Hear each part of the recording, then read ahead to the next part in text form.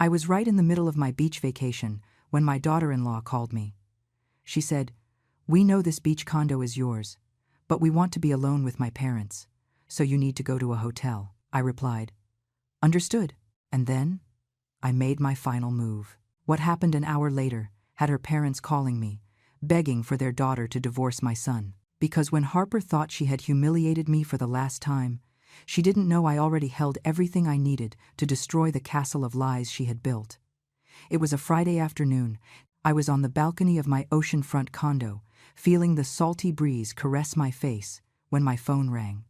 Harper's name lit up the screen. I had been enjoying my annual vacation for barely 2 days, time off I had earned after working tirelessly all year. At 64, this condo was my greatest pride, the result of 3 decades of sacrificing every dollar, every moment of rest, every little luxury. I answered, expecting a polite greeting, maybe a question about the weather. But what I heard was something completely different. "Barbara, I need to speak with you about the apartment." Her voice sounded firm, almost authoritarian, without a trace of warmth. "My parents just arrived unexpectedly, and they want to spend a few days here at the beach. You know how they are. They need their space, their privacy. So, it would be best if you went to a hotel for a few days. Don't worry, it's only 5 or 6 days. We'll take care of everything here." The sound of the waves faded into the background. For a moment, I thought I had misheard. I looked around the balcony, the flower pots I had planted myself, the wrought iron table I bought at an antique fair, the ivory curtains I had sewn with my own hands. Every object in this place held my sweat, my tears, my history. "Excuse me?" I managed to articulate. "Barbara, don't make this difficult. Catherine and Richard are used to a certain level of comfort. They can't just stay at any random hotel, and this condo is perfect. Besides, you can stay anywhere simpler. You're not that demanding. I already spoke with Caleb, and he agrees. It's best for everyone." Every word was a slap in the face. She wasn't asking, she wasn't requesting a favor, she was ordering. In my apartment, the one I bought with the money I earned scrubbing other people's toilets while she was still in college, spending her parents' money. "Harper, this is my condo. I came here to rest." I heard a short laugh, almost a snort. "Barbara, let's be realistic. This place will eventually belong to Caleb anyway, meaning it'll be ours. We're being the family here. My parents want to get to know the property better, see the potential it has. Richard is an architect, you know, and he has wonderful ideas for remodeling. You could take this opportunity to go to that budget motel off the highway. I saw they have good deals." Something inside me broke, not with explosive rage, but with a cold, crystalline clarity. In that instant, holding the phone and staring at the infinite horizon of the ocean, I made a decision. I wasn't going to scream. I wasn't going to argue. I wasn't going to beg for respect from someone who clearly would never have it for me. I was going to play her own game, but better. "Understood. Harper, give me an hour to pack my things." There was a surprised silence on the other end. She probably expected resistance, tears, pleading. My calm threw her off. "Oh, well, perfect then. I appreciate you being reasonable. I'll text you when you can come back." She hung up without saying goodbye. I stood there on the balcony, phone in hand, listening to the waves again. But now, every sound was different. The water hitting the rocks sounded like a war drum. The wind whistling through the palm trees sounded like a battle cry. And I, Barbara, the woman who had endured humiliations for 3 years with a polite smile, was about to teach my daughter-in-law the most important lesson of her life. I walked into the apartment and moved slowly through each room. The living room with its comfortable furniture, chosen piece by piece. The dining room where I imagined so many happy family dinners. The kitchen where I prepared Caleb's favorite meals every time he visited.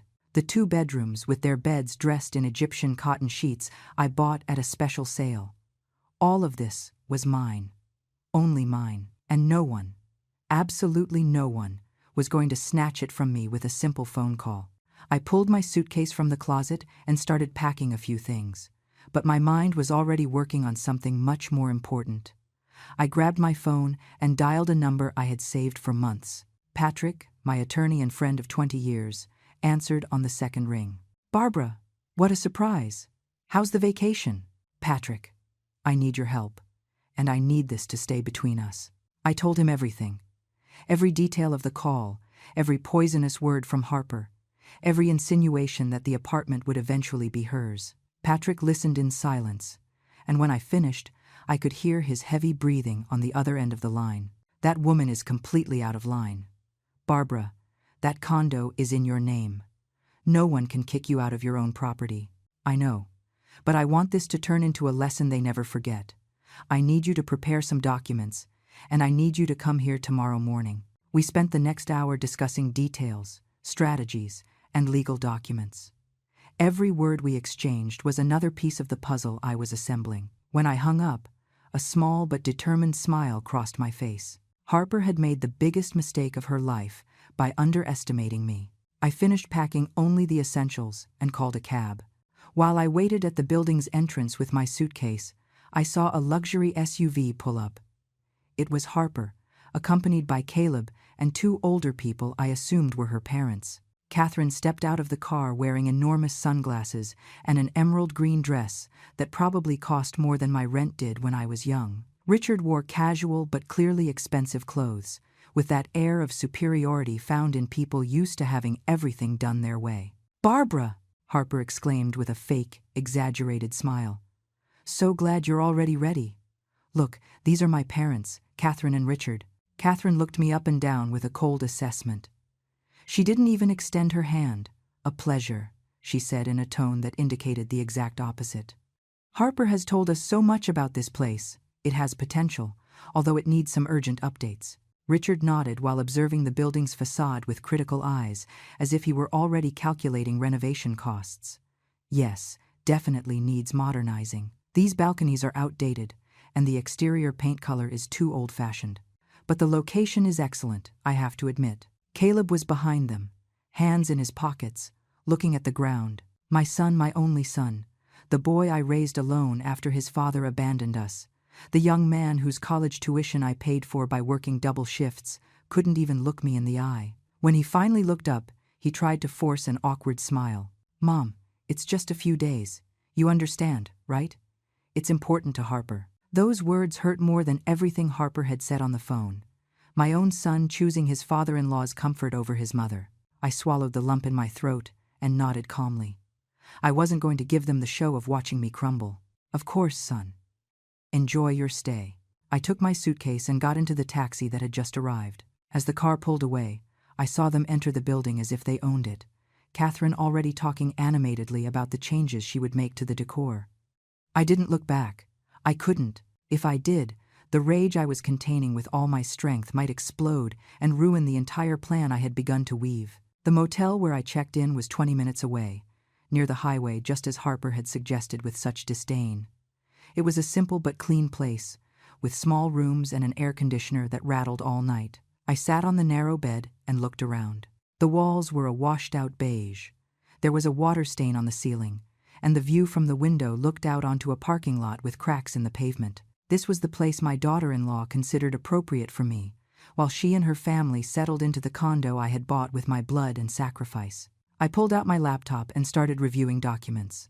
Patrick had emailed me some forms I needed to check. But before diving into the legalities, I opened social media. I wanted to know exactly what was happening in my apartment. I didn't have to search long. Harper had already posted a photo on the terrace, a glass of wine in hand, and the ocean in the background. The caption read, "Finally, at our beach sanctuary, family reunited in paradise. Soon, we'll make this place truly spectacular. Number, home, number, blessed. Our sanctuary, ours." The rush of adrenaline I felt was so intense, I had to close the laptop and breathe deeply. Every fiber of my being wanted to call her, scream at her, tell her exactly what I thought. But no, that was what an impulsive person would do. I wasn't impulsive. I was patient, and patience, combined with the right strategy, was much more powerful than any explosion of anger. I barely slept that night. Images kept popping up on my social media feeds. Catherine posing in my living room, Richard toasting on my terrace, Harper showing off the kitchen as if she were a proud hostess showing off her property. In one of the stories, I heard Richard's voice in the background. Here we could knock down this wall and do a much more modern, open concept. And that ceramic tile floor has to go. Definitely. They were planning to remodel my apartment. Without my permission. Without even asking me. The audacity was so great, it almost seemed unreal. I took screenshots of everything. Every photo, every comment, every story. Everything would be documented. Early the next morning, my phone rang. It was Patrick. "Good morning, Barbara. I have everything ready. When do you want me to head over?" "Today. But wait for my signal. I need something else to happen first." I spent the morning in that mediocre motel, drinking instant coffee and waiting. I knew Harper wouldn't be able to contain herself. People like her never can. They need constant validation. They need to brag. They need to feel superior. And sure enough, around noon, I received a text message from her. "Barbara, Catherine wants to know if you have the bills for the recent utilities for the condo. We also need the Wi-Fi and alarm passwords. By the way, we found some of your old stuff in the master bedroom closet. We moved it to the storage closet so it wouldn't be in the way. Hope you don't mind." My things, in the storage closet, as if they were trash that needed to be hidden. I took a deep breath and replied with the same chilling calm I had maintained from the start. "Sure, Harper. I'll email everything to you. Do you need anything else?" "No, that's fine for now. Oh, and don't worry about coming back soon. My parents are so in love with the place that they'll probably stay the whole week. Maybe 2. We'll see." 2 weeks. They wanted me to stay out of my own apartment for 2 weeks. My blood was boiling, but my fingers typed with absolute serenity. Understood. Enjoy. I immediately called Patrick. "It's time. Come tomorrow at 10 in the morning, and bring everything we discussed." That afternoon, I went for a walk on the public beach near the motel. It wasn't as beautiful as the beach in front of my condo. It was more crowded, noisier, with vendors shouting about their products. I sat on the sand and watched the sea. I had worked so hard all my life, since I was 16, when I had to leave school to help my sick mother. Since I was 20, when I got pregnant and Caleb's father disappeared like smoke. Since I was 25, when I started cleaning houses during the day and caring for the sick at night to give my son a better life. Every dollar I earned was through honest effort, dignity, and sacrifice. And now, a woman who had never truly worked a day in her life, who had always lived on her parents' money, who married my son precisely because she saw stability and assets, intended to take away the only thing that was truly mine, not out of necessity, not because she was desperate, but out of pure whim, out of pure arrogance, out of pure contempt for someone she considered inferior. An older lady sat near me on the sand. She wore a large straw hat and had that tanned skin of someone who has spent a lifetime under the sun. "Beautiful day, isn't it?" she said with a kind smile. "Yes, it is," I replied, though inside I felt like I was in the middle of a storm. "On vacation?" The question made me laugh bitterly. Something like that. She must have noticed something in my expression because her smile turned more sympathetic. Sometimes the best vacations aren't the ones we plan, but the ones that force us to take important decisions. I don't know if it was intuition or simple coincidence, but her words resonated with me with a strange force. She was right. This wasn't the vacation I had planned, but it was definitely forcing me to make the most important decision of the last few years. The decision to never again allow anyone to treat me as if I were invisible, disposable, less than them. That night, back in my hotel room, I received a video call from my cousin Amy, who lived in another city and with whom I had always maintained a close relationship. "Barbara, how was your vacation? You look tired," Amy said as soon as her face appeared on the screen. She had that ability to read my emotions even through a camera. I couldn't take it anymore. I told her everything, every detail, every humiliation, every arrogant message. Amy listened in silence, and as my story progressed, her expression went from surprise to absolute anger. "Are you telling me they kicked you out of your own condo? And Caleb did nothing?" "Nothing. Absolutely nothing. Barbara, that woman is robbing you of your life right in front of your eyes, and the worst part is that your son is allowing it." Her words confirmed what I already knew, but it hurt to admit. Caleb had become a stranger. The boy who hugged me when I came home tired from work, the young man who promised me that one day he would pay me back for everything I had done for him, was now a man asking me to sleep in a cheap motel while his wife played owner of my property. But I have a plan, Amy, and tomorrow everything is going to change. I explained what I had organized with Patrick. When I finished, she smiled with a mixture of pride and satisfaction. That's my cousin. Teach her a lesson she'll never forget. And if you need me to come down there for backup, I'll take the first flight. It won't be necessary, but thank you. I needed to hear a friendly voice. After hanging up, I stared at the ceiling of that mediocre room. Tomorrow would be the day. Tomorrow I would recover my dignity, my space, my life. I closed my eyes and tried to sleep, but my mind wouldn't stop reviewing every detail of the plan. There could be no mistakes. Everything had to be perfect. The morning arrived with a clear sky and humid heat that clung to the skin. I dressed with care. I chose a simple but elegant outfit, a pearl gray dress that made me look serious and respectable. I applied light makeup and tied my hair in a low bun. I wanted to look like what I was, a dignified woman, the owner of her property, not someone who could be trampled on. At 9:30, Patrick called me. I'm pulling up to your hotel. Ready. More than ready. I went down with my suitcase. Patrick was waiting in his car, a discreet but imposing black sedan. In the back seat lay a leather briefcase and a thick folder of documents.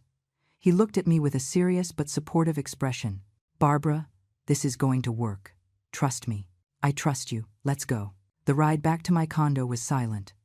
I looked out the window, watching the streets, the shops, the restaurants pass by. Everything remained the same as always, but I had changed. The Barbara who left that apartment 2 days ago was a tired woman, used to being compliant, avoiding conflict. The Barbara returning now was different. There was a strength inside me I hadn't recognized before, a cold and clear determination. When we arrived at the building, Patrick took out his phone. Before we go up, I need you to authorize something. I'm going to record everything that happens up there. It's important to have evidence of their reactions, of what they say. You have my consent. Totally. We went up in the elevator in silence. My heart was beating fast, but my hands were steady.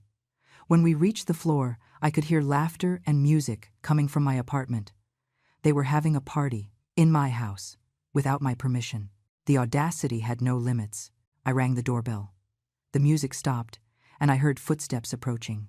Harper opened the door with a mimosa glass in her hand, dressed in a coral beach outfit, her hair loose and wet as if she had just come out of the building's pool. Her expression of surprise upon seeing me was immediate. Barbara? What are you doing here? We didn't expect you back so soon. Also, who is he? My attorney, I replied with a calm but firm voice. Patrick. Meet Harper, my daughter-in-law. The word attorney had an immediate effect. Harper's smile vanished.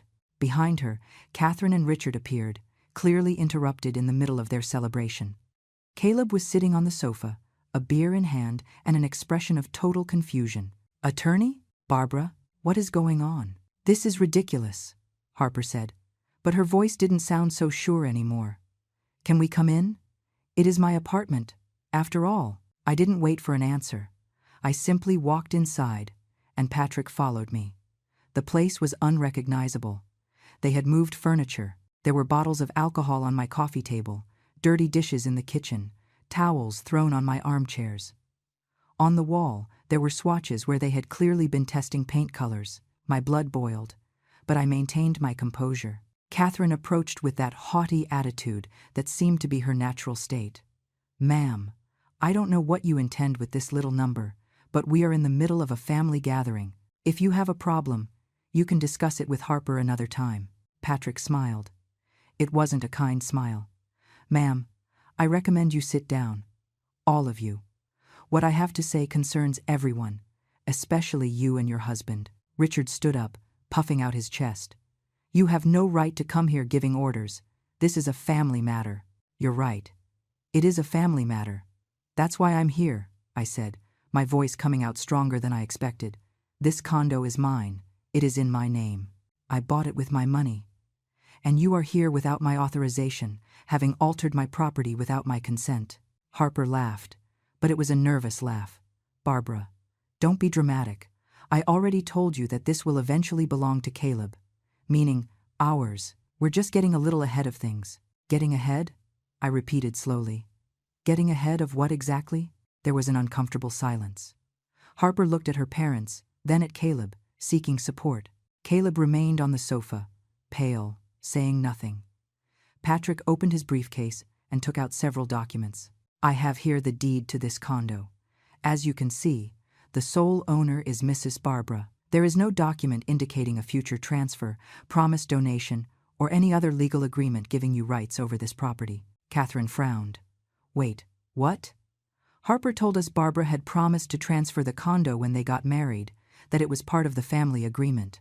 The silence that followed was deafening. Harper turned pale.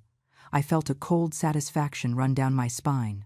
There it was, the first crack in her castle of lies. I promised that? I asked slowly, looking directly at Harper. Mom, you said. At Christmas dinner. You mentioned that. Harper stammered, trying to construct a justification on the fly. I never said such a thing. Never. And you know it. Richard looked confused now, staring at his daughter. Harper, you told us specifically that this place was practically yours, that Barbara only kept it in her name for tax purposes, but that the agreement was clear. Well, not exactly like that, Dad. It's complicated. It's not complicated, Patrick intervened. It's simple. Your daughter lied. And not only that, I also have screenshots here of social media posts where you refer to this apartment as our sanctuary, make remodeling plans without the owner's authorization, and basically behave like owners of a property that does not belong to you. He showed his tablet with all the evidence I had compiled. The photos, the comments, the stories. Everything was there, in black and white. Catherine took the tablet from Patrick's hands and started scrolling through the images. Her expression changed from confusion to disbelief, and then to something that looked like shame mixed with fury. Richard looked over her shoulder, and with every image they passed, his jaw tightened more. Harper, what the hell is this? Richard's voice sounded deep and dangerous. You said this place was practically yours. Dad, I was trying to make you feel comfortable. Barbara had always insinuated that. I never insinuated anything. My voice came out louder than I intended. Years of contained humiliations, finally finding an exit. For 3 years, I have been nothing but kind to you, Harper. I welcomed you into my family with open arms. I accepted every snide comment about my clothes, my job, my life. I endured you treating me like I was your maid every time you came to visit. But this crossed every line. Caleb finally stood up. Mom, wait.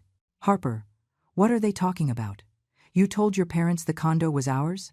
Caleb, you know you'll eventually inherit everything from your mother. I was just practicing. Practicing? I repeated with a bitter laugh. Kicking me out of my own house is practicing? Telling me to go to a cheap motel while you party on my property is practicing? Patrick pulled another document from his briefcase. There's more. During these 2 days, I conducted a little investigation. Harper, you told your family that Barbara had financial problems, and that was why you decided to help her by taking over the condo. Harper's eyes widened like saucers. She had forgotten that Patrick had contacts everywhere, that he was meticulous and exhaustive in his work. I found messages in a family group chat where you mentioned that poor Barbara can no longer maintain the apartment and that it would be better if more capable people handled it. You also suggested she had mental health issues and was making irrational decisions. That is a lie, I shouted, feeling angry tears burn my eyes. Mental health issues? That's what you told them? Catherine dropped the tablet onto the sofa and turned to her daughter with an expression I had never seen on her. It was pure contempt. Harper Marie, did you do that? You invented that this woman was sick? Mom, I just wanted you to understand that we needed to take control of the situation before. Before what? Richard interrupted. Before the legitimate owner could enjoy her own property? My God. Harper, what have you become? Caleb was in shock, looking at his wife as if she were a stranger. Harper, tell me this isn't true. Tell me you didn't lie to your family about my mother. Caleb, you don't understand. Your mother is old. She doesn't need a beach condo. We are young. We can make much better use of this. Besides, what is wrong with planning for the future? Old? I repeated, and that word hurt more than anything else she had said. I am 64. Harper, I am not dead. I am not a hindrance that needs to be removed. I am a woman who worked her entire life to have something of her own, something no one could take from me. And it turns out I was wrong, because you were planning exactly that, Patrick continued. Relentless. I also have documentation that you attempted to contact a notary 3 days ago, inquiring about procedures for property transfer. The notary, fortunately, is a friend of mine, and informed me immediately. You told him you were the new owners and needed to update the paperwork. That was too much even for Caleb. His face went from shock to fury in seconds. You tried to forge ownership documents? Harper, that is fraud. That is a felony. We weren't going to forge anything. We were just asking how the process worked.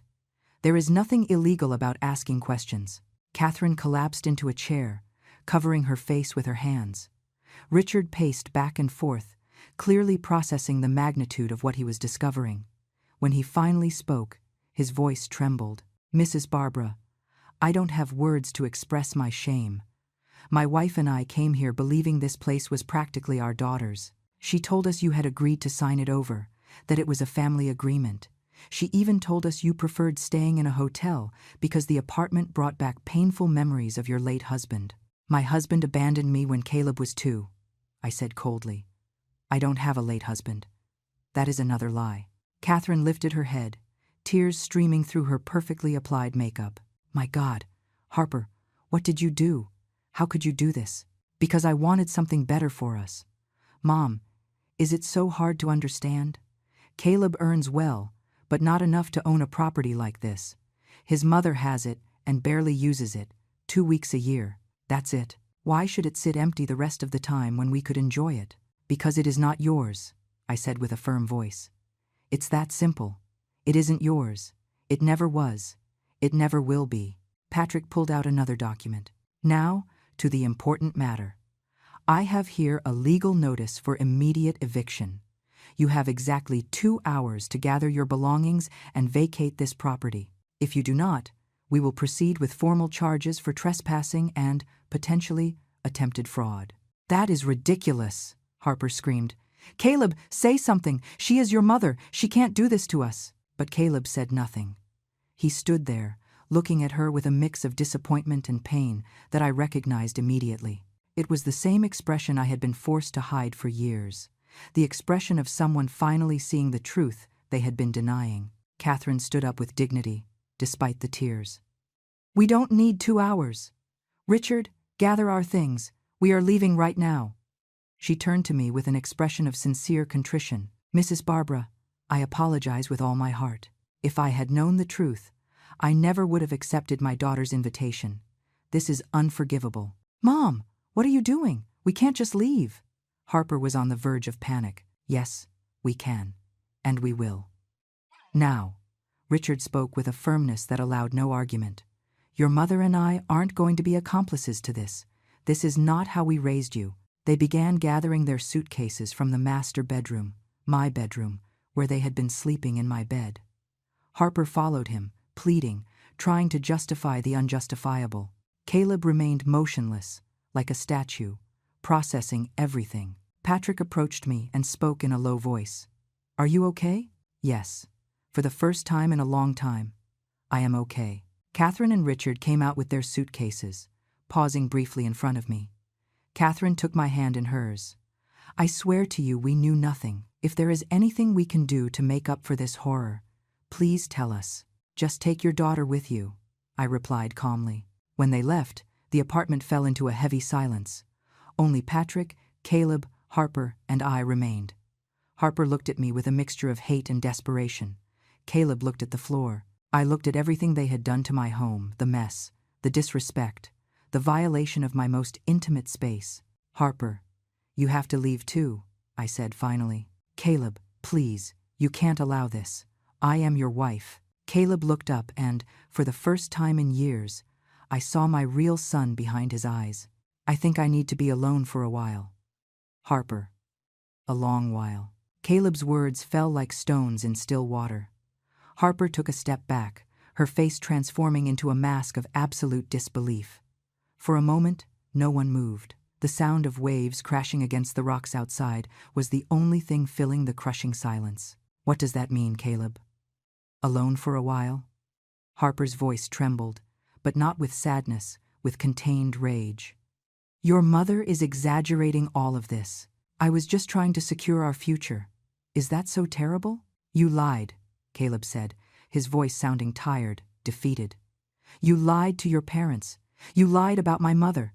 You invented illnesses that don't exist. You planned to steal something that isn't yours. How am I supposed to trust you after this? Trust me? And what about trusting your mother? She brought a lawyer, Caleb. A lawyer? Like we were criminals. This is a family situation, and she turned it into a legal circus. Patrick stepped forward. Ma'am, I suggest you gather your belongings. The clock is ticking. Harper looked at me with a hatred so pure I could almost physically feel it. This isn't going to end like this. You are a bitter old woman who can't stand seeing other people happy. You probably planned all this from the beginning, just waiting for an excuse to destroy my marriage. Your marriage is destroying itself, Harper. I didn't have to do anything but tell the truth. The truth, she sneered. Your truth is that you can't let go of your son.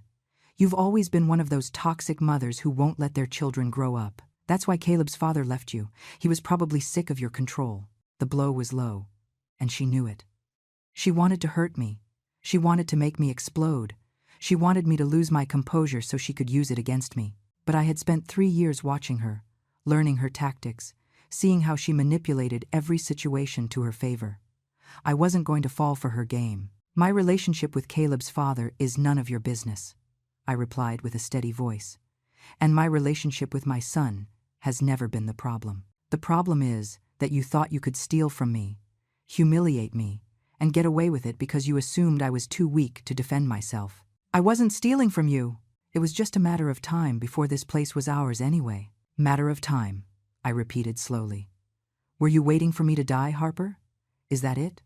Were you planning my funeral while I was still alive? The silence that followed was deafening. Even Harper seemed to realize she had revealed too much. Caleb looked at her, horrified. Harper, my God. Is that what you were thinking? No, Caleb, older people eventually need help. I was just doing a dry run for the future. Your mother isn't going to live forever. But I am alive now, I said, and my voice came out stronger than it had sounded in years. I am alive. I am 64.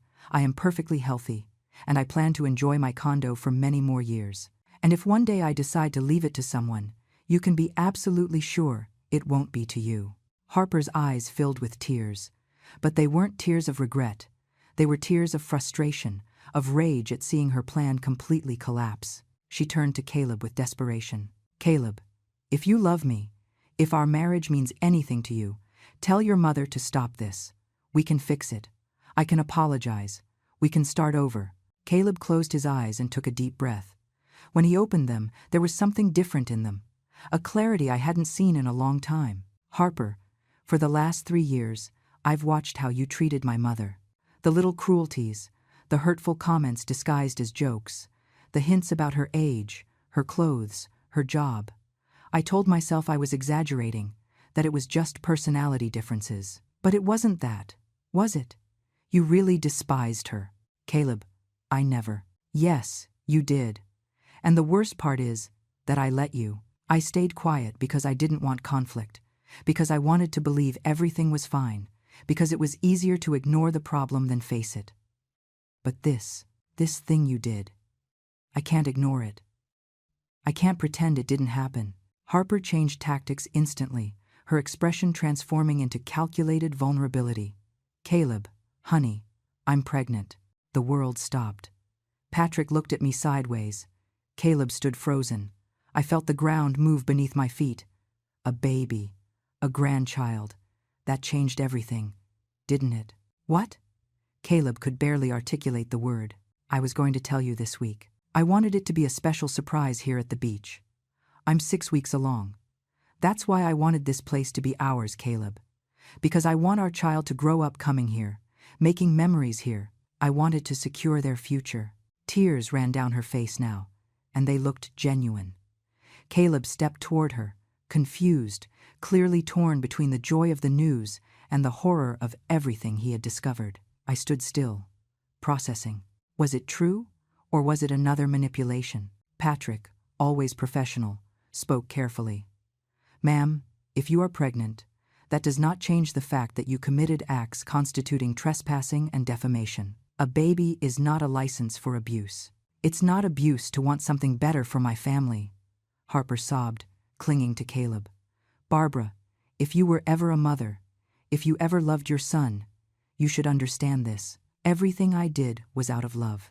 "Love doesn't justify cruelty," I replied, though my voice sounded less firm than before. "Love doesn't justify lies, and it definitely doesn't justify trying to steal what belongs to someone else." Caleb looked at Harper with a mix of emotions impossible to decipher. "Is it true? Are you really pregnant?" "Yes. I have the test in my purse. I was going to show you tomorrow at a special breakfast I had planned." Of course, she had a test ready. Harper was always prepared, always had a plan B, always knew exactly what to say and when to say it to get what she wanted. But something inside me told me this time was different. This time, even if she was pregnant, that couldn't be an excuse to erase everything she had done. I walked over to my son and looked him straight in the eye. "Caleb, if Harper is pregnant, I will be happy for you. A grandchild is a blessing. But that doesn't mean what she did is right. It doesn't mean you should forget how she treated your mother. And it definitely doesn't mean I should hand over my apartment to her because she's now using a baby as a bargaining chip. Mom, listen to me, son. All your life, I have sacrificed for you. I worked 3 jobs so you could go to college. I sold my car to pay for your last semester. I stayed in a small, old apartment so you could have a good start in life. I never asked you for anything in return because that is what mothers do. But now, the only thing I have, the only thing that is truly mine, someone is trying to take it from me, and that person is your wife." Caleb had tears in his eyes now. "I know, Mom. I know, and I am so sorry. I don't want your apologies. I want you to make a decision. I'm not asking you to choose between her and me. I'm asking you to choose between right and wrong, between honesty and manipulation, between respecting your mother or allowing someone to trample her." Harper interrupted, her voice now desperate. "Caleb, think about our baby. Think about our family. Are you really going to destroy all this over a misunderstanding?" "It is not a misunderstanding," Caleb said finally, and his voice sounded stronger, clearer. "It is a series of deliberate lies. It is cruelty disguised as practicality. It is manipulation." He separated from Harper and walked to the window, looking at the ocean. We all waited in silence, the air so tense it seemed it could break with a sigh. When he finally turned, he had made a decision. "Harper, I'm going to take you to your parents' house. I need time to think, to process all this. If you really are pregnant, we will talk about how to proceed. But right now, I can't even look at you." "Caleb, you can't." "Yes, I can. And I will. Mom, I'm sorry. I'm sorry I didn't defend you sooner. I'm sorry I was so blind. I'm sorry for everything." I approached my son and took his hand. It was cold, trembling. "Caleb, you don't need to apologize to me. You just need to learn from this. You need to understand that true love never asks you to betray your values or allow the people you love to be mistreated." Harper let out a frustrated scream. "This is unbelievable. I am pregnant with your child and you are kicking me out? What kind of man are you?" "The kind of man my mother raised to recognize when something is wrong," Caleb replied with a firmness I hadn't heard from him in years. "Gather your things. Now." Harper looked at all of us, searching for some sign of weakness, some crack she could slip through to reverse the situation. But she found nothing. Patrick remained professional and distant. Caleb was determined. And I had exhausted my capacity for being compliant exactly 2 days ago when I received that phone call that changed everything. With sharp, angry movements, Harper began gathering her belongings. She threw clothes into her suitcase without any care, muttering things under her breath that I couldn't fully hear but were clearly not flattering. Every so often she shot me looks full of venom, as if I were the villain of this story, as if I had done something unforgivable by refusing to be trampled. While she packed, her phone rang. It was her mother. Harper answered with a tearful voice, immediately falling into the role of victim. Mom, they're kicking me out. Caleb is choosing his mother over me. Over our baby. Yes, I'm pregnant. No, he doesn't care. His mother has him completely manipulated. I heard Catherine's voice on the other end, though I couldn't distinguish the words. But judging by Harper's expression, she wasn't receiving the support she expected.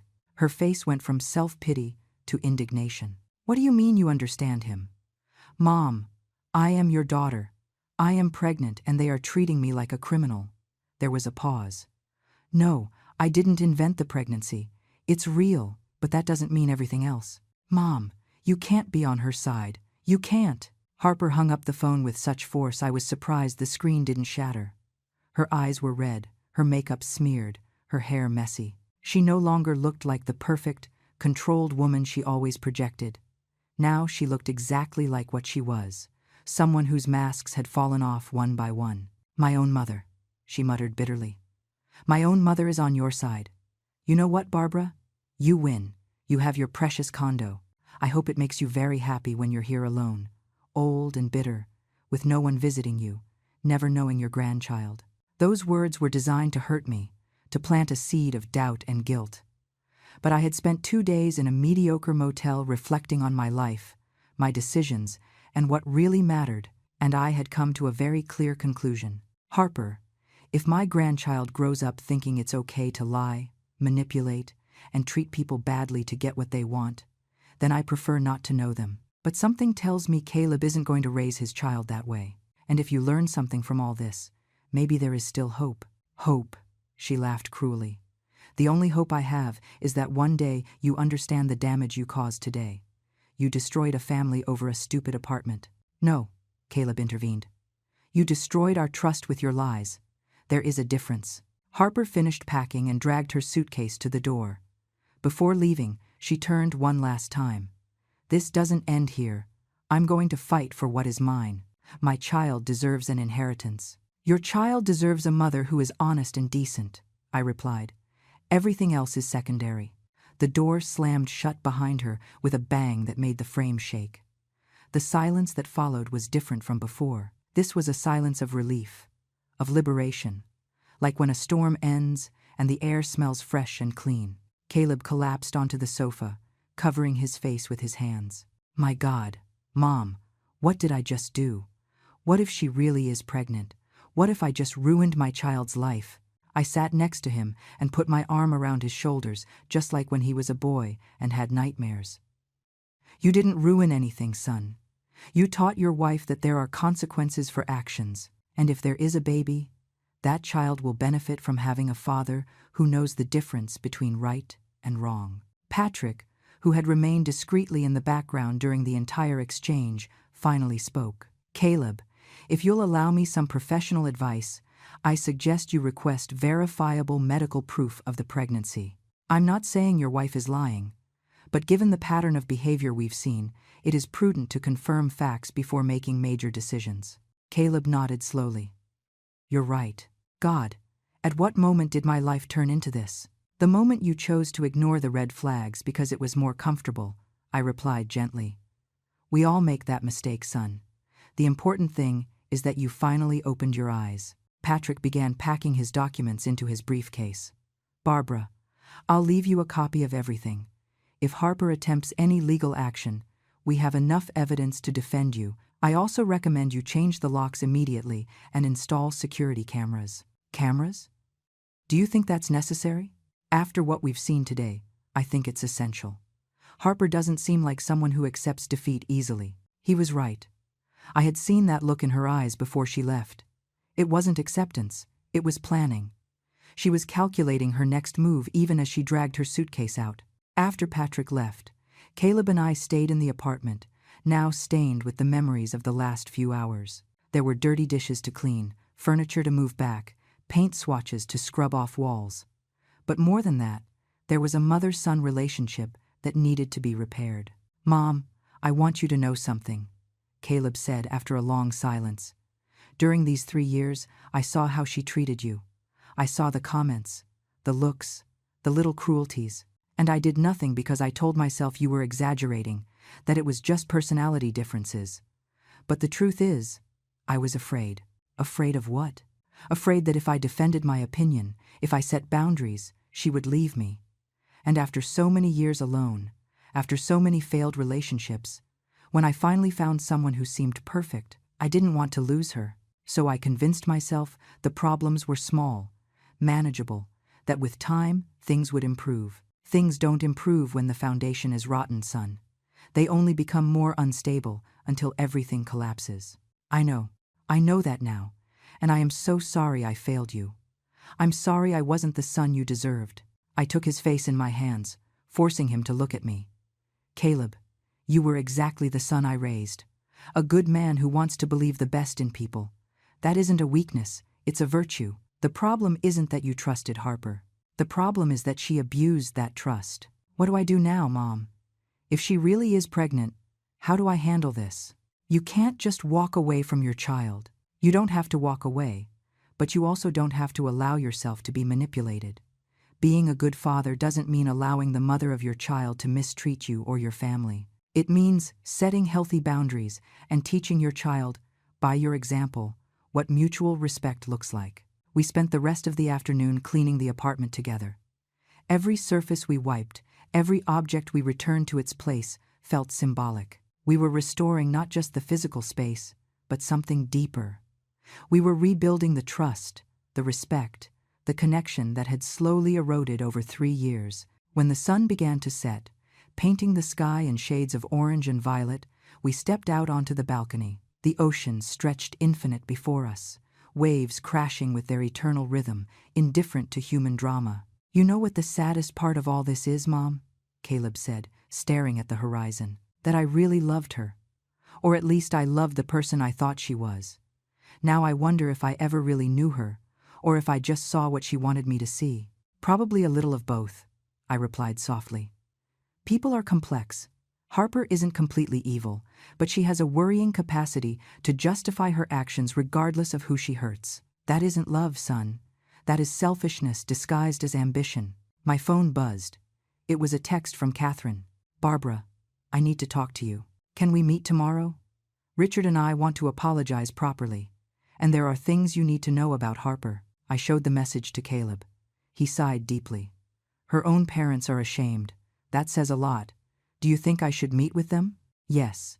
They deserve the chance to explain themselves, and they might have information that could be useful, I replied to Catherine, agreeing to meet the next day at a coffee shop downtown. That night, Caleb slept in the second bedroom of the condo.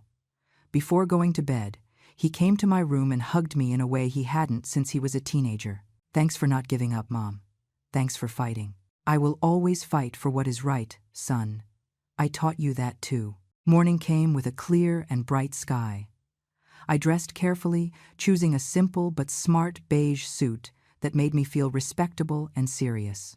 Caleb decided to stay at the apartment, saying he needed time to think. I left him fresh coffee and some fruit before heading out. The coffee shop was a cozy place with wooden tables and plants hanging from the windows. Catherine and Richard were already there when I arrived, sitting at a corner table. Catherine looked different without her armor of perfect makeup and designer clothes. She wore a simple cream dress and barely a touch of mascara. Richard wore a casual shirt and looked like he had aged 10 years since the day before. Barbara, thank you for coming, Catherine said, standing up. To my surprise, she hugged me. It wasn't a formal, rigid hug, but a genuine one, full of held-back emotion. You have no idea how sorry we are for what happened. We sat down, and a waitress took our order. No one spoke until they brought our coffees. It was Richard who finally broke the silence. Barbara, Catherine, and I spent all night talking. We reviewed old messages, conversations, situations that didn't seem strange at the time, but now, with this new perspective, reveal a very worrying pattern. What kind of pattern? I asked, though part of me already knew the answer. Catherine pulled out her phone and started showing me screenshots. 2 years ago, when Harper and Caleb had been married for barely a year, she asked us for money for a major investment. She said Caleb had found an incredible business opportunity but needed initial capital. We transferred $50,000. My God, yes. Later we discovered, by chance, that there was no investment. Harper had used the money to buy designer clothes, beauty treatments, and a new car. When we confronted her, she cried. She said she was under a lot of pressure trying to fit into Caleb's social circles, that she needed to project a certain image. She made us feel guilty for questioning her. Richard continued. 6 months ago, she told us Caleb was having trouble at work, that he was likely going to be fired and they needed help with the mortgage. We gave her another $30,000. 2 weeks ago we found out, through a mutual friend, that Caleb had just received a promotion and a considerable raise. He had never been at risk of losing his job. Does Caleb know about this? I asked, feeling indignation growing in my chest. We don't think he knows. And that is the problem. Harper is incredibly skilled at compartmentalizing her life. She tells us different things, tells Caleb different things, probably tells you different things too. She builds separate narratives and keeps them all running simultaneously. Catherine took my hand across the table. Barbara, when she told us you had promised to transfer the condo, we had no reason to doubt. Our daughter has always been ambitious, sometimes too much, but we never thought she was capable of lying so blatantly. Now we wonder how many other lies we've believed over the years. Why are you telling me all this? I asked, though I appreciated the honesty. Because you need to know who you are dealing with, Richard said with a grave voice. If Harper really is pregnant, she is going to use that baby as a weapon. She will manipulate the situation in every possible way to get what she wants. And what she wants is that condo. She is obsessed with it. Obsessed. Catherine nodded. Since the first time she saw it, she hasn't stopped talking about it. She showed us photos constantly. She talked about how she would remodel it, the parties she would organize there. She even went as far as telling us she was considering turning it into a vacation rental to generate passive income. All this while telling you she appreciated it as a family place. The pieces were beginning to fit in ways that churned my stomach. So it was never about spending time as a family. It was about possession. Exactly. And when she saw she wasn't going to get it the way she planned, she decided to force the situation, inviting us without telling you, kicking you out to a hotel. It was all calculated. She wanted to establish possession, make you get used to the idea that the condo was hers. But she failed, I said with a small, bitter smile, because she underestimated my will to defend myself. And thank God you did, Catherine said with emotion. Barbara, if you hadn't taken action, if you had allowed this to continue, she eventually would have found a way to take it from you legally. I am sure of it. Richard leaned forward. There is something else you should know. Harper has a history of similar behavior. In college, she convinced a roommate to lend her money for a family emergency. She never paid it back. Later, there was an incident with a close friend's boyfriend. Harper always denied any responsibility, but the friendship ended explosively. Why didn't you ever intervene? I asked, trying not to sound accusatory, but needing to understand. Catherine had tears in her eyes. Because she is our daughter. Because we wanted to believe they were misunderstandings, that people judged her wrong, that with maturity she would change. Because it is easier to make excuses than to face the truth that your daughter has a serious character flaw. But we can't keep doing it, Richard added firmly. Especially if there is going to be a grandchild involved. That child deserves to grow up in an environment of honesty, not constant manipulation. Do you think she is really pregnant? I asked. Catherine and Richard exchanged a long, meaningful look. Finally, she spoke. We don't know. Harper called last night saying she was pregnant, but when we asked her to show us medical documentation, she got defensive. She said she didn't have to prove anything to us, that we were her parents and should believe her. That is what worries us, Richard continued. If she really were pregnant and excited about it, wouldn't she want to share the ultrasound? The lab results? The fact that she resists showing evidence makes us suspicious. My God, I whispered. Do you think she would invent a pregnancy? After everything we've discovered, we don't rule anything out, Catherine said sadly. That's why we wanted to warn you. If Caleb asks for proof, and it turns out she lied about this too, the situation is going to explode in ways we can't predict. We spent the next hour talking about Harper, about the patterns they had seen, about the red flags they had ignored. With every revelation, I felt more validated in my decision to defend my boundaries, but also sadder for Caleb. My son had built his life with a woman who apparently had been deceiving him from the start. When we finally said goodbye, Catherine hugged me again. Barbara, we want you to know that whatever happens, we are not going to support Harper's behavior. If there is a baby, we want to be part of their life, but not at the cost of allowing our daughter to continue hurting good people. I appreciate your honesty, I replied sincerely. And I'm sorry you are going through this. Not more than we are, Richard said. Raising a child is the hardest thing in the world. Sometimes, even when you do everything right, things go wrong. But the important thing is to recognize it and not be complicit. I returned to the condo with my head spinning. Caleb was on the terrace, talking on the phone. When he saw me, he quickly ended the call and came toward me. It was Harper. She wants to meet tomorrow. She says she has something important to show me. His voice trembled slightly. Mom, I'm afraid of what I'm going to find out. I told him everything Catherine and Richard had revealed to me. With every word, I saw my son's expression pass from shock to pain and finally to a somber resignation. Then it's possible she isn't even pregnant, he said finally, his voice barely a whisper. All this time, everything I thought we had was a lie. We don't know yet, son. That's why tomorrow you need to ask her for verifiable medical proof. Not a home pregnancy test, but documentation from a doctor, blood work with dates, something she can't easily fake. And if she refuses, then you will have your answer. That night was one of the longest of my life. I heard Caleb tossing and turning in his room, unable to sleep, processing 3 years of potential lies. I couldn't sleep either. Every time I closed my eyes, I saw Harper's face.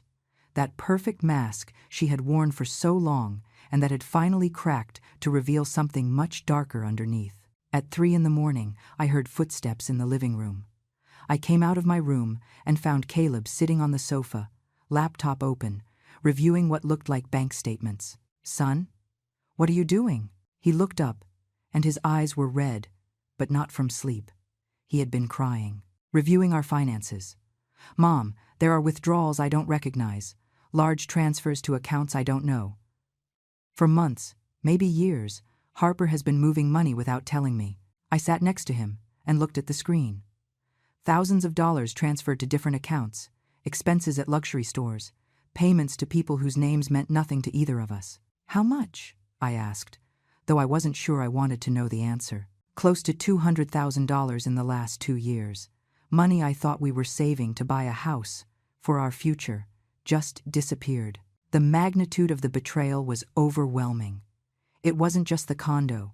It wasn't just the lies to her parents. It was a systematic pattern of financial deception that had been happening right under my son's nose for years. Caleb, you need to speak with a lawyer. Not just about the condo, but for your financial protection. If she is willing to lie about this, what else has she been hiding? I already called Patrick. He's coming early tomorrow, before my meeting with Harper. He says I need to document everything, that we're likely going to need a full audit of our finances. We sat in silence, the sound of the waves being the only thing filling the space between us. After a long while, Caleb spoke with a broken voice. How could I be so stupid, Mom? How did I not see any of this? Why did you trust? Why did you love? Those aren't weaknesses, son. The problem isn't that you trusted, but that she abused that trust in unimaginable ways. But there were signs. They had to be there, and I ignored them all. Harper is very skilled at what she does. She builds lies upon lies, each one propping up the other. It's like a house of cards, so elaborate, it looks solid until someone finally blows on it, and everything collapses. Morning came too fast. Patrick appeared at 8, serious and professional as always, with another briefcase full of documents. He reviewed the bank statements Caleb had found, took notes, asked detailed questions. This is serious, Caleb. Very serious. We are talking potentially about marital fraud. Depending on how these accounts were managed, there could be serious legal implications for Harper. I don't want to destroy her life, Caleb said wearily. I just want the truth, and I want to protect what's left of my future. I understand. But you need to be prepared for the possibility that this goes beyond a simple divorce. If there is a pattern of fraud, the authorities could get involved. At 10 a.m, Caleb left for his meeting with Harper. They had agreed to meet at a public restaurant, a neutral place where they couldn't scream or make dramatic scenes. Patrick gave him clear instructions. Record the conversation if the law allowed. Make no promises, sign nothing, and ask for verifiable medical documentation regarding the supposed pregnancy. I stayed at the apartment, unable to do anything other than pace back and forth, checking the clock every 5 minutes. Amy called to see how I was, and I told her the latest. Barbara, that woman is a sociopath. $200,000? Lying to her own parents? Caleb is lucky this came to light now and not in 10 years, when he would have lost even more. I know, but I can't help feeling bad for him. Seeing your child suffer, no matter how old they are, is agony. But he is suffering from discovering the truth, not from losing Harper. That distinction is important. She was right, of course. Caleb's pain wasn't for the end of his marriage, but for the realization that everything had been an illusion from the start. 2 hours later, I heard the key in the lock. Caleb entered, and his expression said it all. He looked defeated, exhausted, but there was also something else there. A kind of grim clarity. "She isn't pregnant," he said without preamble. "She never was." My breath hitched. Even having suspected the possibility, hearing the confirmation was like receiving a physical blow. "How do you know?" I asked her to show me medical documentation. First she refused, said it was an insult that I didn't believe her. But I insisted. Finally, she admitted she had bought a positive pregnancy test online. Apparently, pregnant women sell them to others who want to trick their partners. The cruelty of that was almost incomprehensible. My God, Caleb. She said she did it because she was desperate, that I was abandoning her and she needed something to make me stay. That if I really loved her, I would understand why she had to lie. That isn't love, son. That is pure manipulation. I know that now. He collapsed onto the sofa. I also asked her about the money, the withdrawals, the transfers. Do you know what she told me? That it was her money because we were married, that she had the right to use it however she wanted, that I was controlling for even questioning her, and the $80,000 she got out of her parents with lies? She said her parents can afford it, that it was money she would eventually inherit anyway. So what did it matter if she received it now or later? She showed not a shred of remorse. Mom, not one. She simply justified every lie, every deception, as if they were completely reasonable decisions. I sat next to him. What are you going to do? Divorce her, obviously. Patrick is already preparing the documents.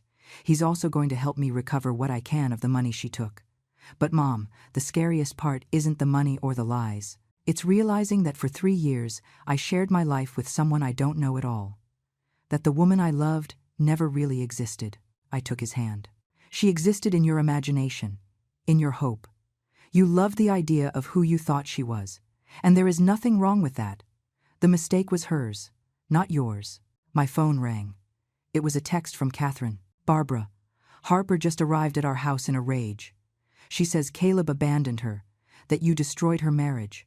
We are trying to calm her down, but she is out of control. Be careful. I showed the message to Caleb. He sighed deeply. I should have guessed she would run to her parents to play the victim. Do you think we should be worried? I don't know. I don't know what she's capable of anymore. As if the universe had been waiting for that question, my phone rang again. This time it was a call. Unknown number. I answered cautiously. Barbara? It was a woman's voice I didn't recognize immediately. Yes, who is this? This is Chloe, Harper's sister. I need to warn you about something. Caleb and I looked at each other. He put it on speaker. I'm listening, Chloe. My sister is planning something. She just called me asking me to testify that you promised her the condo, that there is a verbal agreement that can hold up legally. She asked me to lie under oath if necessary. And what did you say? I told her she was crazy, that I wasn't going to perjure myself for her. And then she confessed something else, something you need to know. Harper hired a locksmith 2 weeks ago. She has keys to your apartment, Barbara, copies she made without your permission. The chill I felt in that moment was visceral. What? She was planning to enter when you weren't there. She was going to move into the apartment and establish residency. Her lawyer told her that if she could prove she had lived there for a certain time, she would have rights as an occupant. She planned all this weeks ago, long before you discovered her lies. Caleb looked sick. Chloe, why are you telling us this? Because I love my sister, but I can't be an accomplice to this. What she is doing is wrong, And frankly, I am tired of cleaning up her messes. Harper needs to face the consequences of her actions, even if that means losing her for a while. Thank you for telling us, I said, my mind already working on solutions. Do you know if she plans to do anything soon? Today, she said she was going to wait for Caleb to return to the apartment with his mother, and then she would go with some friends to move in. She was going to make it look like she had every right to be there. I hung up and looked at Caleb. We need to act fast. I'm already dialing Patrick, he said, phone already to his ear. Patrick arrived in record time, accompanied by a locksmith and, to my surprise, 2 police officers. I called some contacts, he explained as we quickly went up to the apartment. If Harper attempts to enter without authorization, we need immediate legal consequences. The locksmith worked efficiently, changing all the locks in less than 30 minutes. The officers checked the building perimeter, spoke with security staff, and left clear instructions that Harper no longer had authorization to enter. Patrick prepared formal documents restricting access to the property. How long do you think it will take her to try? Asked one of the officers. As an answer, my phone buzzed. It was the building's security guard. Mrs. Barbara, there is a young woman here claiming to be your daughter-in-law. She is with 3 other people and several boxes. She says she is moving in. Do I grant her access? No, definitely not. Keep her down there. On our way down, the 5 of us went down together, Caleb, Patrick, the 2 officers, and I. When we reached the lobby, the scene was exactly as Chloe had warned. Harper was there with 2 friends and a man I recognized as her cousin.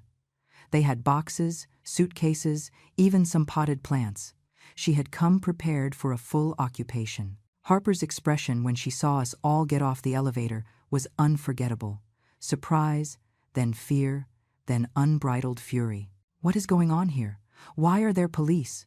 Her voice was shrill, hysterical. Ma'am, said one of the officers with a calm but authoritative voice, you do not have authorization from the owner to enter this building. I am family. My husband lives here. Your husband is here, Caleb pointed out with a cold voice, and he is telling you that you do not have permission to enter. Caleb, don't be ridiculous. This is temporary, just until we can talk properly about our marriage. I need a place to stay. You can stay with your parents, I replied firmly, or in a hotel, or anywhere else, but not in my condo. Patrick stepped forward with documents in hand. Miss Harper, I have here a temporary restraining order against you. You cannot approach within 100 yards of this property. We are also aware that you obtained key copies without the owner's authorization, which constitutes a crime. Harper paled. Who told you that? Was it Chloe? My own sister betrayed me. Your sister saved you from committing a major felony, Caleb said. If you had entered that apartment without permission, right now you would be getting arrested. One of Harper's friends touched her arm. Harper, maybe we should go. No, this isn't fair. Barbara is taking everything from me. My marriage, my home, my future. I didn't take anything from you, I replied, and my voice came out calmer than I felt. You never had any of this. You destroyed the marriage with your lies. The home was never yours. And your future? You ruined that all by yourself with your decisions. You are a bitter old woman who can't stand seeing her son happy. The officers intervened before she could continue. Ma'am, you need to leave now. If you do not do so voluntarily, we will have to escort you. Harper looked at us all with pure hate. Her friends were already picking up the boxes, clearly uncomfortable with the entire situation. The cousin was looking at his phone, pretending not to be involved. This doesn't end here, Harper spat. I'm going to hire the best lawyer. I'm going to fight for what belongs to me. Fight for what? Caleb interrupted, and there was steel in his voice. Are you going to invent more lies? Are you going to scam more people? Are you going to fake another pregnancy? Harper, it's over. It's all over. And the only thing I regret is not seeing who you really were 3 years ago. Something in Caleb's tone, in the absolute finality of his words, finally penetrated Harper's armor. I saw her break not with genuine sadness, but with the realization that she had completely lost. Her tears, when they finally came, seemed more from frustration than pain. I hate you all, she whispered before turning around and walking out of the building, followed by her confused friends carrying the boxes that would never reach their destination. The officers stayed a few minutes longer, ensuring Harper had truly left, taking statements, documenting everything. When they finally left, the three of us went back up to the apartment in silence. Once inside, Caleb broke down, not with dramatic tears, but with a deep weariness that seemed to go down to his bones. "It's over. It's really over." "Yes, son. It's over." The following days were a whirlwind of legal activity. Caleb initiated divorce proceedings. Patrick worked tirelessly to track the money Harper had taken. It turned out a significant portion still existed in accounts she had opened in her name, money that could be legally frozen while the divorce was resolved. Catherine and Richard called to apologize once more. They had a brutal conversation with Harper, confronting her about all her lies. She had finally admitted everything, but without showing real remorse, only anger at having been caught. They decided to send her to therapy, but made it clear they weren't going to fund her manipulations anymore. Chloe also called to apologize for her sister. "I always knew Harper had issues, but I never imagined she would go this far. Thanks for not hating her completely." "I don't hate her," I replied honestly. "I feel pity for her. It must be exhausting to live constantly building castles of lies." 3 weeks later, Caleb and I were sitting on the apartment balcony, watching the sunset. The wounds were beginning to heal, slowly but surely. My son had recovered some of his old spark, although now there was a wisdom in his eyes that wasn't there before. "Mom, thanks for not giving up," he said suddenly. "Thanks for fighting when I couldn't. I will always fight for you, son, and I will also fight for myself." That was the most important lesson of all this. What lesson? That being kind doesn't mean being weak. That being compliant isn't the same as being loving.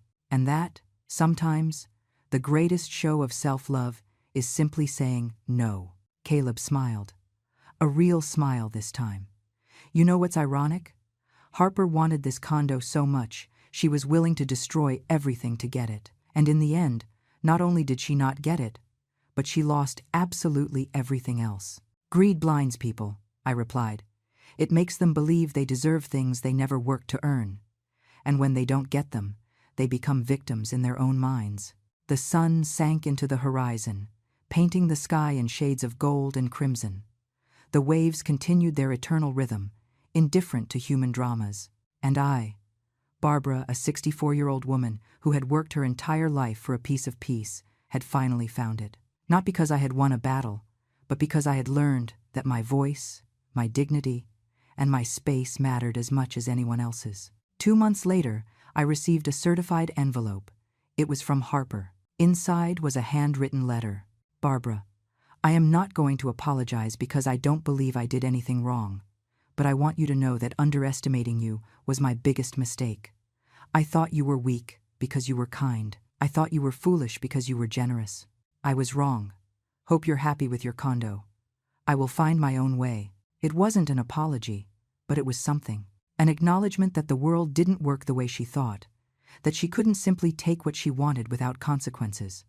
I showed the letter to Caleb. He read it and set it aside with indifference. "She still doesn't understand. Maybe one day she will. Or maybe not. But it isn't our problem anymore." And he was right. It wasn't our problem anymore. We had closed that chapter of our lives. We had learned the lessons we needed to learn, and now it was time to move on. That night, I cooked dinner in my kitchen, in my apartment, surrounded by the peaceful silence that only comes when you have finally defended what is yours. The waves crashed outside, the air smelled of salt and freedom, and for the first time in years, I felt completely at peace. Because I had learned that it is never too late to defend your dignity. That age does not make you invisible or disposable, and that sometimes the most powerful person in the room is the one everyone underestimated. My name is Barbara. I am 64 years old, and this is my story of how a simple phone call taught me the most valuable lesson of my life. Never underestimate a woman who finally decides that enough is enough.